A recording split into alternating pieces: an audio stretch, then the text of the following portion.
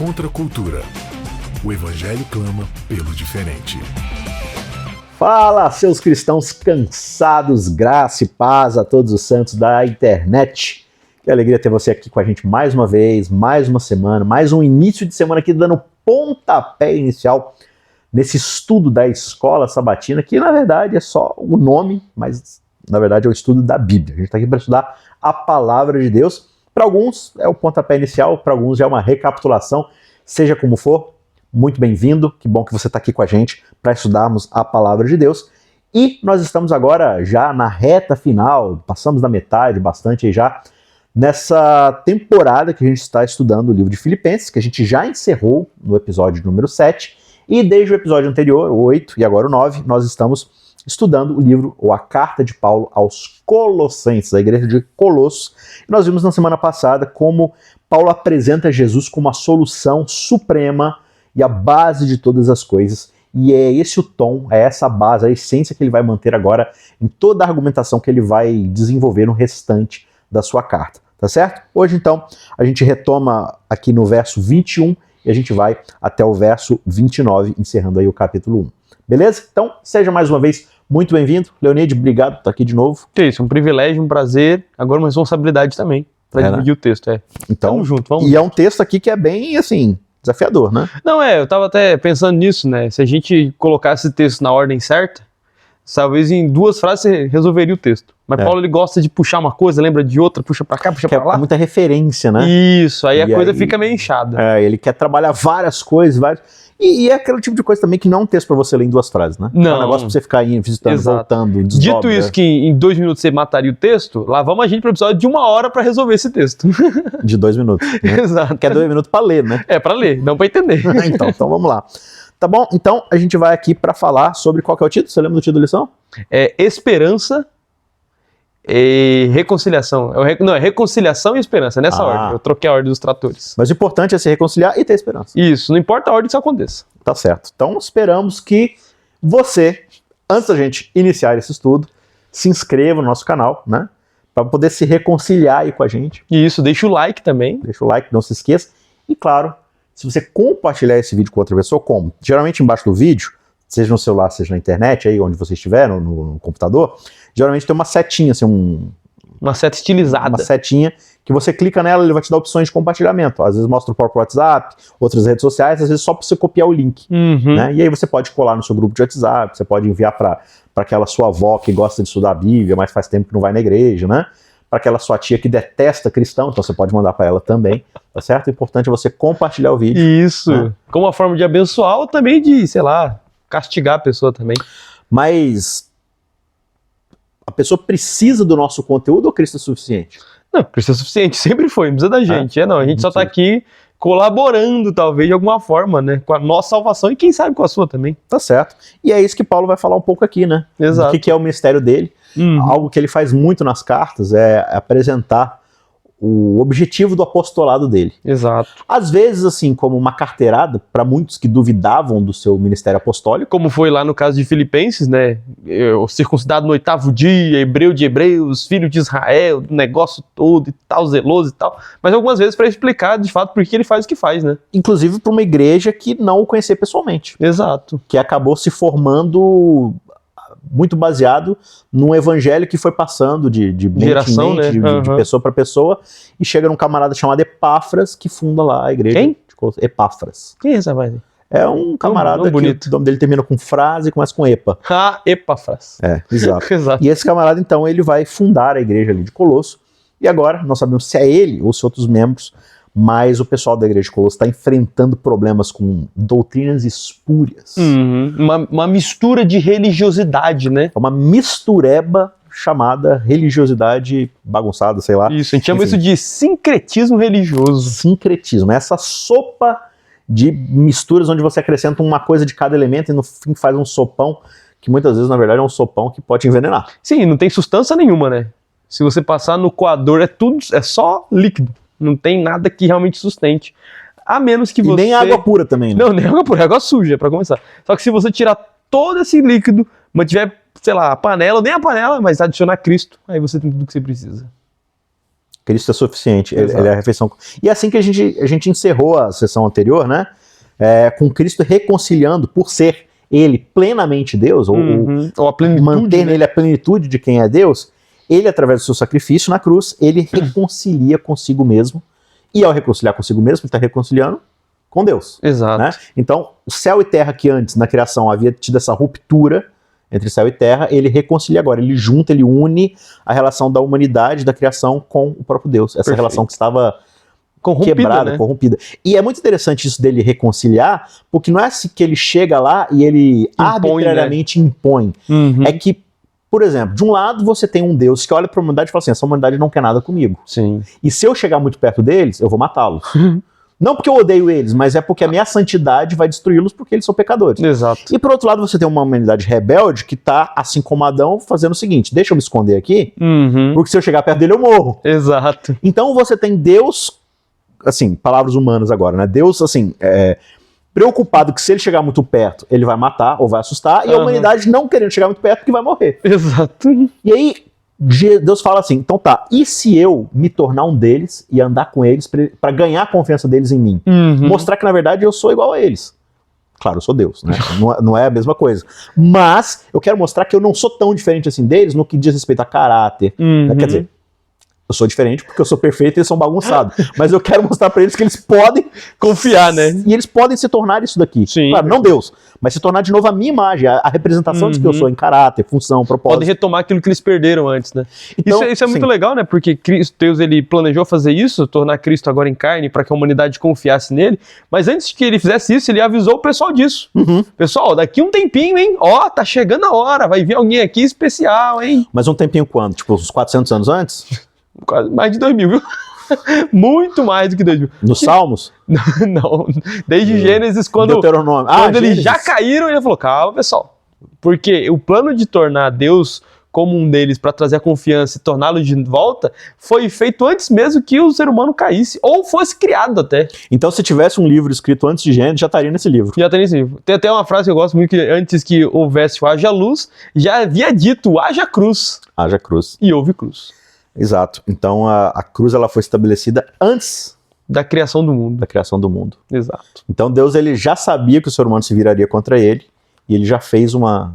Acho que antes de saber ou não saber, isso tem a ver com a presciência, mas muito mais a sua graça, né? Uhum. Então é mesmo que o ser humano escolha, aí eu vou criar a cruz. Então a cruz ela é criada como um plano de contingência, mas como um plano de redenção de fato. Uhum. Mesmo que o ser humano se extravie, eu com o meu amor o trarei de volta. Porque se a gente entende que, na verdade, o plano de redenção não é algo que Cristo decidiu fazer, Não. é algo que ele é. É exato, Matheus. E se Deus é eterno, a ideia de redenção ela sempre foi. Uhum. Né? Então, assim, Deus, ele fala assim, a partir do momento que Deus falou assim, que tal a gente começar a expandir a realidade além da nossa própria existência? E aí ele fala assim, sim, mas isso encarreta em alguém, em algum Pode momento, dar errado, né? escolher não querer o que a gente estabeleceu. Sim. Assim, não tem problema, Eu tenho um plano para isso. eu tenho um plano para isso. Aí ele mostrou a cruz. Muito bom. E aí, em cima dessa ideia da cruz, que Paulo então estabelece a teologia, Uhum. que ele vai chamar de evangelho. Não ele, né? Muitos outros antes dele, que Sim. ele também, Sim. do evangelho. Essa é a ideia do evangelho, e é algo que vai aparecer, né, mais uma vez aqui. Então, vamos lá no verso 21. Bora. Acho que você pode ler pra gente aí até o verso 23. Então, Vamos 21 a lá. 23. A gente vai comentando então. Diz assim o texto: E a vós outros também, que outrora eram estranhos e inimigos no entendimento pelas vossas obras malignas, agora, porém, vos reconciliou no corpo da sua carne, mediante a sua morte, para apresentar-vos perante ele santos, inculpáveis e irrepreensíveis. Se é que permaneceis na fé, alicerçados e firmes, não vos deixando afastar da esperança do evangelho que ouviste e que foi pregado a toda criatura debaixo do céu, e do qual eu, Paulo, me tornei ministro. Esse é o evangelho, né? Exato. Eu acho, antes da gente começar, de fato, eu acho legal quando ele fala sobre reconciliação e de que antes os outros, aqueles que ouviram, eram inimigos, né? Estranhos inimigos. Uhum. Você citou, por exemplo, a ideia de Adão se escondendo, né? Eu gosto muito de olhar para esse texto de Gênesis 3 como sendo meio que esse proto-explicação do que é de fato o plano divino, né? Do que é essa filosofia bíblica de fato. Porque quando o homem peca, a primeira coisa que ele faz é se esconder, né? Sim. Só que Deus vem atrás dele e pergunta, onde estás? Então, antes que o homem ele pudesse ter uma noção de, não, eu estou em pecado de fato, eu errei, eu preciso me reconciliar com Deus. Na verdade, ele está com medo de Deus, escondido, não quer morrer, você bem falou. Ele é basicamente o inimigo de Deus, só que Deus é quem vai em busca dele, né? Sim. E a religião bíblica basicamente é isso. É Deus em busca do ser humano. E essa busca parte primeiro dele, a reconciliação parte dele para nós. A gente nem queria saber dele. E ele falou, não, vamos lá buscar essa pessoa, trazer ela de volta. E até tem um rabino judeu que ele vai explicar que a nossa busca a Deus nada mais é do que uma resposta do que ele já fez por nós. Então hoje você está ouvindo esse vídeo, a gente está aqui falando, é uma resposta porque ele buscou a gente primeiro. Sim. Então a graça é uma via de mão dupla, né? Deus vem até você com misericórdia, amor, graça, tentando reconciliar, e aí, se você aceita, você devolve a ele esse mesmo serviço, né? Exato. Mas no fim tudo parte da iniciativa dele, né? Exato. Mas você fala assim, não, mas na verdade eu tava aqui no YouTube procurando coisas malignas e terríveis e destrutivas para assistir. E do nada o algoritmo aqui deu um jeito de me mostrar esse vídeo, comecei a assistir e agora tô estudando a Bíblia. A gente chama esse algoritmo aí de outra coisa. É, Jesuicidência. Não é coincidência. Jesus ritmo. Isso, Jesus ritmo. Agora e Jesus, né? Enfim, mas acontece de diversas e várias formas, e mesmo aquilo que você considera assim, um acaso, na verdade esse acaso ele só ocorreu por causa que Jesus ele pôs esse plano em início. Ele desencadeou esse plano e esse plano agora está alcançando a gente de alguma forma. E é isso que ele está falando. Agora, eu acho interessante porque a gente considera muitas vezes o pecado como a ação em si.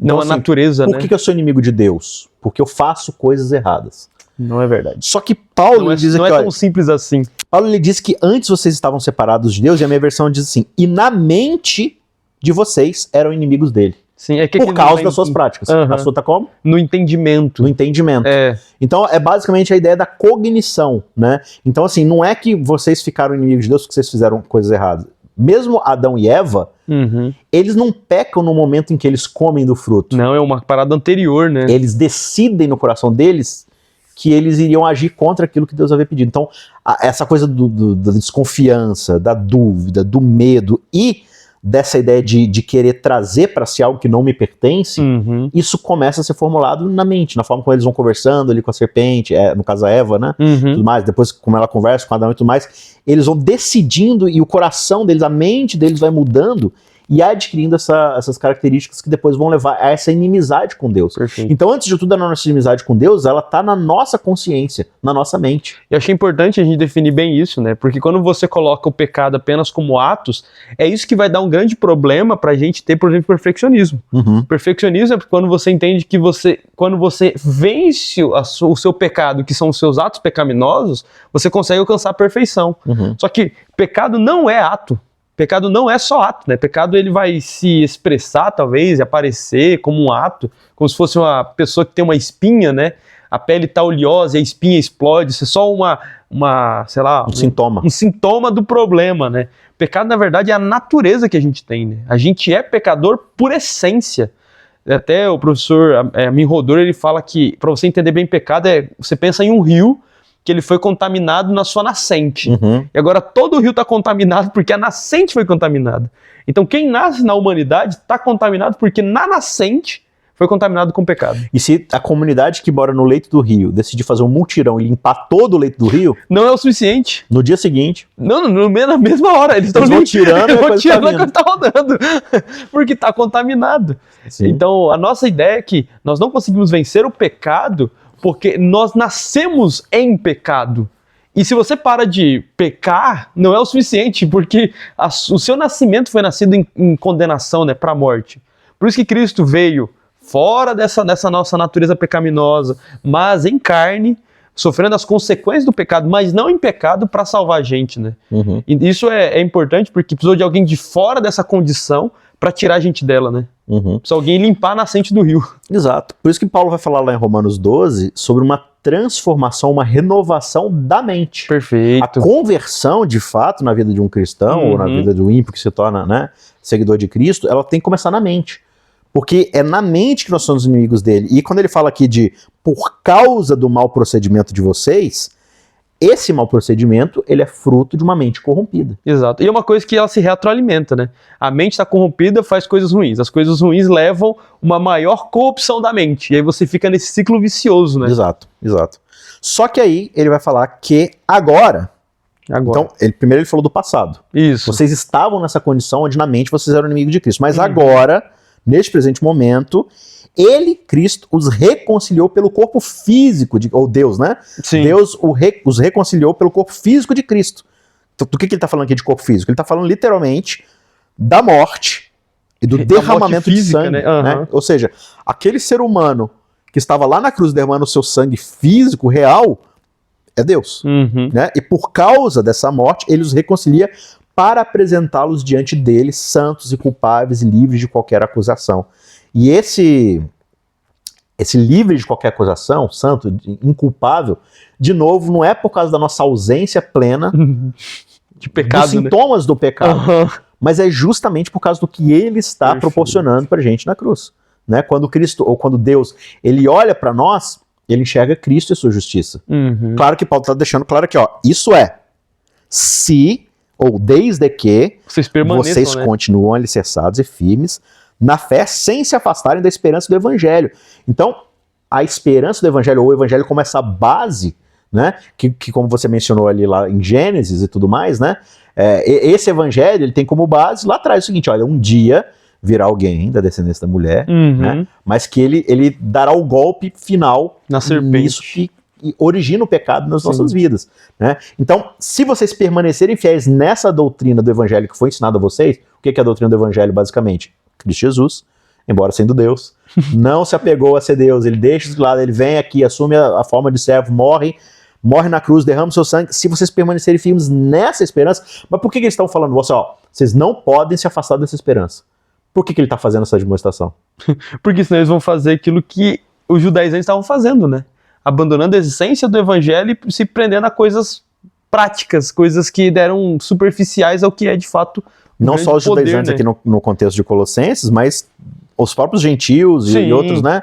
Às vezes aquele irmão bem intencionado, mas que ainda é fraco na fé, que ainda não se amadureceu o suficiente, e ele fica, né, não, mas veja só, eu sei que Jesus, não sei lá, mas olha só, cuidado quando vocês forem lá no mercado fazer as compras, porque se vocês passarem na frente de tal barraca, ela vende ídolos, e se você passar lá, tem uma energia negativa, e não sei o que lá, e assim, aí começa a trazer essas coisas estranhas, e aí de repente o foco não é mais a relação com Cristo, mas é de novo você ficar andando num campo minado sem poder esbarrar nas forças das trevas, porque senão joga tudo a perder. Paulo fala, gente, permaneçam com a mente de vocês focada na esperança do Evangelho.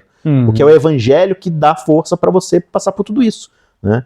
Em Colossenses ele falou sobre manter os olhos fixos no alvo, né? Que era Cristo, né? Esquecendo as coisas que para trás ficaram. Claro Filipenses, que né? Filipenses, o contexto era meio que diferente aqui, mas tem mais ou menos essa perspectiva, né?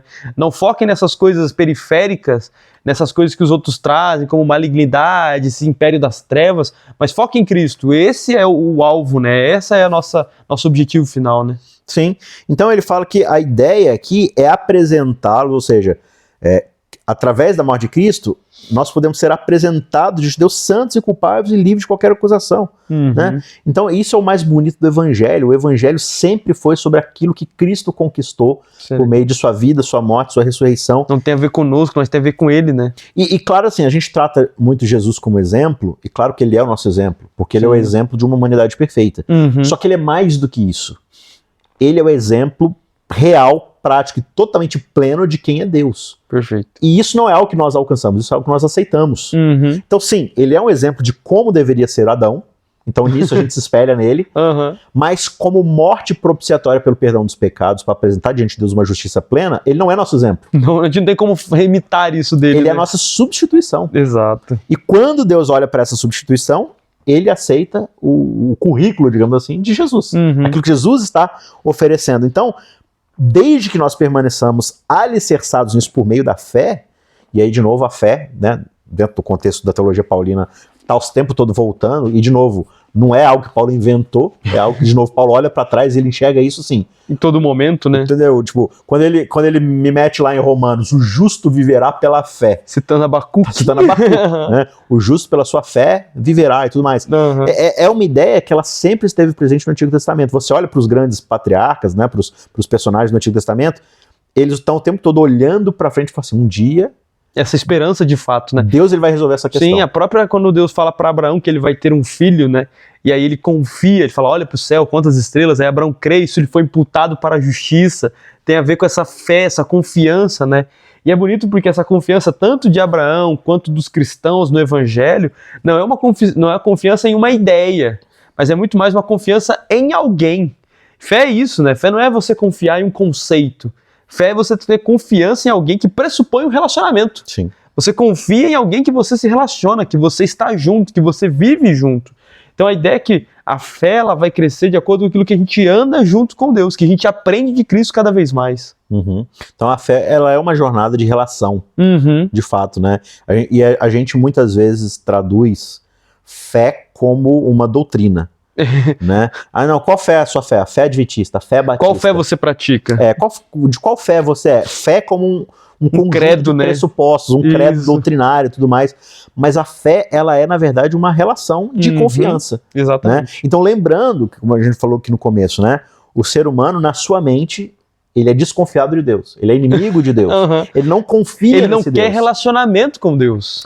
E a fé, justamente, ela é propiciada pelo Evangelho. Por quê? O que é o Evangelho? É Cristo demonstrando que Deus pode ser confiado. Perfeito. Então, por que a minha fé deve estar no Evangelho? Porque é o Evangelho que me dá provas e evidências suficientes para eu confiar nesse Deus. Porque eu posso confiar nesse Deus que ele não está visando a minha destruição. Ele está visando a minha salvação. E ele, Deus de amor, de fato, e ele faz isso pela morte do seu próprio filho. Ou seja, o prejuízo que eu causei, ele está disposto a dobrar esse prejuízo. E dobrar, que é um jeito de falar, porque na verdade, sim, quando você coloca Jesus na equação, você leva isso à infinitésima potência. Né? Mas ele está disposto a ter um prejuízo infinito, incalculável, para poder pagar a minha dívida.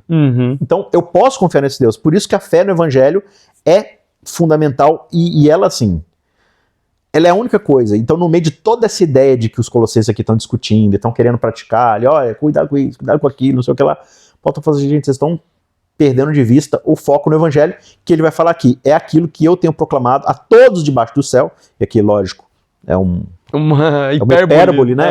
Mas assim, o Evangelho que está sendo pregado a todos indistintamente, e até é interessante falar isso, porque também já toca naquela ideia da galera que entende que não, mas mesmo Jesus e Deus, ele sempre foi um favor, um plano para os judeus. Oh, meu pai.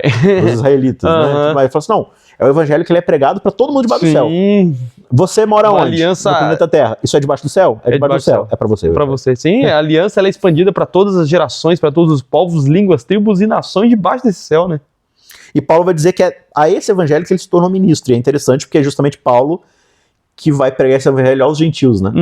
E ele ganha essa dispensação, essa né? prerrogativa de Deus, justamente para poder ir aos ministros aí a ministrar o evangelho de fato aos gentios. E aí ele vai falar no 24: agora eu me alegro em meus sofrimentos por vocês e completo no meu corpo o que resta das aflições de Cristo em favor do seu corpo, que é a igreja. Lembrando, por que ele está falando de sofrimento aqui?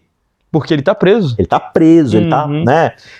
Isso aqui, a prisão dele é quando ele está lá em Roma, naquela prisão domiciliar, né? Ele está escrevendo, porque ele gostaria de ir para lá, mas não pode, então ele está sofrendo, está escrevendo, mas está ainda participando desse ministério que Cristo convocou ele, né? Sim. Então, por que ele é participante do sofrimento de Cristo? Porque se o evangelho pressupõe justamente a morte de Jesus, qualquer, assim, associação a esse evangelho, ele vai derivar da mesma ideia. E Jesus, ele fala isso para os discípulos, né? Se eu que sou o mestre estou sendo perseguido e serei morto, muitos mais vocês que são meus discípulos vão caminhar pelo mesmo caminho. E você vê que esse é um caminho dos discípulos, né? Desde o primeiro discípulo a ser morto ali, decapitado, até o último, e Paulo também passando por isso, todos eles vão enfrentar a mesma luta, né? Claro que não é o sofrimento propiciatório de Cristo, mas é se tornando um mártir como testemunha desse evangelho que é a salvação em Cristo Jesus, né? Exato. E aí ele fala que dela me tornei ministro, né? Dela que? Desse sofrimento pela igreja e tudo mais, né? Pelo evangelho, disso eu me tornei ministro de acordo com a dispensação, ou em outras palavras, com a responsabilidade que foi confiada, né? Que foi atribuída a ele por Deus, de apresentar-lhes, ou seja, toda essa igreja, essa comunidade, plenamente a palavra de Deus, né? De apresentar-lhes toda a palavra de Deus. E eles estão focados de novo em coisas extras menores. da palavra de Deus. Sim. O que não comer, o que não tocar, onde não frequentar, com quem não se relacionar, o que você deve fazer, deixar de fazer, o que você deve saber extra em relação à Bíblia, né? E tudo mais. Ele fala assim, não, a minha responsabilidade como ministro é de apresentar a vocês plenamente a palavra de Deus. E ele vai falar sobre essa palavra, e aí agora eu quero saber de você. Ih, vamos lá. Ó, ele vai apresentar para eles, dentro dessa palavra de Deus, o mistério que esteve oculto durante épocas e gerações, mas que agora foi manifestado a seus santos. Isso é interessante, né? Que a gente falou sobre isso, né? Como que o pessoal tava, às vezes, procurando algum segredo oculto, um mistério segredo não revelado e tal. E Paulo, ele meio que rebate isso com um mistério também, né? Ele fala assim, não, tem um Tem um mistério mistério, mesmo, sim. Só que esse mistério foi mantido oculto por todos, mas agora foi revelado. Só que esse mistério, por mais que tivesse sido mantido oculto, ele vinha sendo anunciado por muito tempo, né? E ele vai falar que esse mistério está, por exemplo, no Antigo Testamento? Nos primeiros textos ele já está lá. Os primeiros textos que você está falando são os profetas. Não, primeiros textos do Gênesis, por exemplo. É mesmo? Sim! E os profetas têm muito desse mistério. Só que quando esse mistério aparece, ele é revelado em plenitude, em glória. E quem olha para ele vê a glória de Deus. Olha que bonito. Então, por exemplo, quando o autor de Hebreus ele escreve assim, ó, no passado, Deus o falou por meio dos profetas e dos seus servos e tudo mais, mas nesses últimos dias... Tem nos falado através do mistério. Do mistério, que foi revelado. Isso que foi revelado. E quem é esse mistério revelado? É que talvez para você não seja algo tão grandioso, né? Porque para você esse mistério já é conhecido, é revelado. É porque você está do lado de cada revelação do mistério. Exatamente, mas antes era um mistério bem curioso. Então, por exemplo, quando Deus ele vira para Adão e Eva e fala assim, olha, eu prometo a vocês que um descendente de vocês vai vir para esmagar a cabeça da serpente. Quem é? Quem é? Quem é? Mistério. E esse é o mistério de fato. E aí ele chega para Abraão e fala assim, não mata esse menino porque eu vou trazer alguém para morrer no lugar dele. Quem é? Quem é? Quem é? Mistério. Quando ele vira para Balaão. Isso que eu ia falar. Chega para Balaão e fala, vi uma estrela, um cetro. Quem? Mistério. Quando Jacó fala lá pros seus filhos, tudo mais, ó, Judá, de você, blá, blá, blá, blá. Virar Siló. Siló? É, mistério. Olha, Davi, eu vou construir para você uma dinastia. E vai se sentar um rei para sempre na sua dinastia. Mas como? Alguém vai ser rei para sempre? Mistério. Então você vai vendo que esse mistério ele está sendo costurado, né? Costurado em toda a Bíblia. A gente só deu alguns poucos exemplos que são mais evidentes aqui, de fato. Mas ele está o tempo todo sendo trazido e agora Paulo fala que esse mistério... Vai vir um servo sofredor que vai dar a sua vida, né? Quem é esse servo sofredor? E ele fala no verso 27, aos quais Deus quis dar a conhecer qual seja a riqueza da glória deste mistério entre os gentios, isto é, Cristo em vós, a esperança da glória. Então qual que é o mistério agora revelado? É Cristo. Mas Cristo como? Cristo em vós, Cristo em nós todos aqui. Isso é muito bonito, né? Porque você percebe que esse mistério no final, ele é a causa básica de toda a revelação de Deus, né? É a forma de trazer o ser humano de volta a esse relacionamento com ele. É essa ponte que a gente falou, essa ponte entre o abismo, que é o próprio Cristo. Eu gosto de pensar na revelação como sendo uma luz que Deus manda, né? Então imagina que onde há a separação de Deus, o mundo fica em completa escuridão. E agora a gente não tem mais salvação, não sabe onde estão as coisas, fica só tateando. E se não é Deus que manda agora uma fonte de luz, uma lanterna, uma lamparina, alguma coisa assim, não haveria como a gente saber ou como a gente vê. Então, essa revelação é de fato essa luz. E essa luz não é algo, mas é alguém. É o próprio Cristo, a luz do mundo, né? Que através do seu sacrifício, ele nasce em nós e nos usa agora para pregar desse evangelho também. Exato. E de acordo com o que ele falou na lição anterior, né, lá no verso 13, não é simplesmente que ele joga uma lanterninha pra gente e fala, se vira aí. Não. Ele fala que ele nos transportou do reino das trevas. Exatamente. Ele nos tira da escuridão por meio dessa luz que é o seu filho. É basicamente essa luz que ela chega lá e fala assim, ok, me sigam. E aí vem vindo. Ele desceu pro buraco numa corda e falou, se agarra em mim, vamos subir todo mundo junto. Exato. Né? E então assim, só que é muito bonito que ele fala assim, olha, a eles quis Deus dar a conhecer entre os gentios. De novo ele batendo na ênfase de que o evangelho, ele não é uma prerrogativa judaica. Ele não é exclusivo dos judeus, né? E isso você vai ter muito forte, inclusive na profecia das 70 semanas em Daniel, quando ele fala que ao final das 70 semanas o Messias seria cortado, e aí ele faria uma firme aliança com muitos. E isso é interessante porque, às vezes, na mentalidade, esses muitos são unicamente e exclusivamente judeus. Mas, na verdade, fica entendido que esse muitos é uma abertura da aliança para muito além do próprio Israel. para o Israel, na verdade, espiritual, que é aquele que aceita a fé de Israel através da fé, né? E conforme você vai lendo ali os outros profetas, vários deles, se não quase todos, tipo, eles vão sempre terminar ali com essa ideia de povos e nações vindo até Sião para poder oferecer sacrifício a Deus, para poder se reconciliar, adorar, louvá-lo. Então é sempre essa abertura universal para que todos os povos sejam alcançados. E aqui Paulo deixa claro, olha, vocês aí de Colosso, sim, vocês não têm nem que ficar se misturando com as falsas e antigas ideias de vocês, de ficar tentando buscar nesse misticismo, essa revelação, essa gnose, né? Esse conhecimento que vai salvar vocês. Mas também, vocês não vão atrás da identidade judaica para encontrar salvação. Não é pelo judaísmo que você... Então, assim, essa coisa da circuncisão, ele vai tocar em outros assuntos aqui mais pra frente, dos feriados religiosos do judaísmo e tudo mais, né, das festas e tudo mais. Não, veja, tanto para os judeus quanto para vocês gentios foi apresentado qual que é esse mistério. É Cristo dentro de vocês. Eu acho bonito quando ele faz a construção em Romanos, né? Mostrando que tanto os judeus quanto os gentios estavam todos debaixo da mesma perdição, né?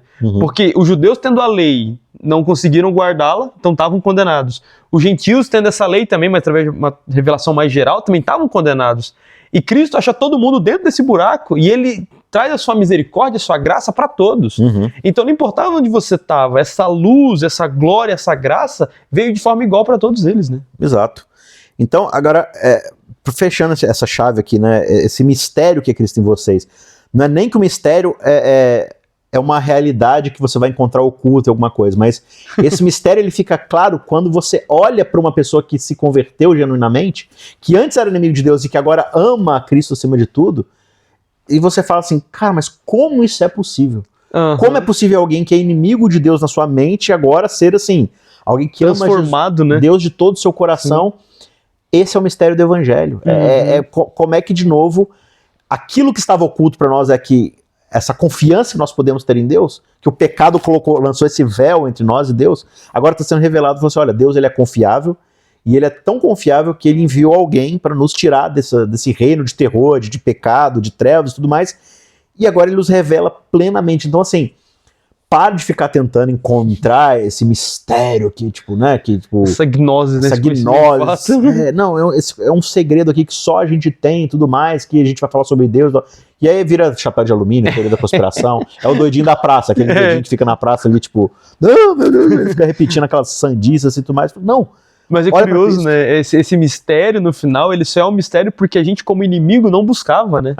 Porque a Bíblia vai trabalhar isso, que Deus revelou isso, não só aos profetas, mas de uma forma geral, inclusive para os gentios, né? E esse mistério, ele é mistério por quê?